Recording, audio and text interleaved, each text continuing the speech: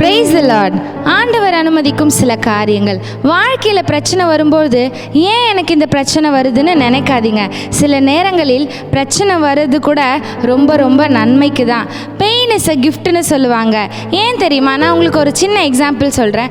நம்ம வெளியே போயிட்டு ஒரு ஆகாரத்தை நம்ம வாங்கி சாப்பிடும் பொழுது ஃபுட் பாய்சன் ஆகிட்டு நமக்கு என்னென்ன கஷ்டங்கள்லாம் வரும் அப்படின்னு உங்களுக்கே தெரியும். அந்த கஷ்டங்களெல்லாம் கடந்து வந்த அப்புறமும் அட்லாஸ்ட் நம்ம ரெக்கவர் ஆகிடுவோம். அதுக்கப்புறமா நம்ம என்ன பண்ண மாட்டோம், அவுட் சைட் ஃபுட்டு சாப்பிட மாட்டோம், வெளியே தண்ணி கூட குடிக்கிறதுக்கு யோசிப்போம். மனுஷனாகிய நம்மளுக்கே இவ்வளோ ப்ராப்ளம்ஸை சஃபர் பண்ணி வந்த அப்புறம் நமக்கு இதெல்லாம் ப்ராப்ளம்ஸ் எல்லாம் நமக்கு வருது அப்படின்னு தெரிஞ்சுக்கும் பொழுது அதுக்கப்புறம் நம்ம என்ன பண்ணுறோம் அப்படின்னா, ஒரு அண்டர்கோயிங்கில் போகும்போது நம்மளை மோல்ட் பண்ணி பர்ஃபெக்டான வழியில் தான் நம்மளை நடத்துது.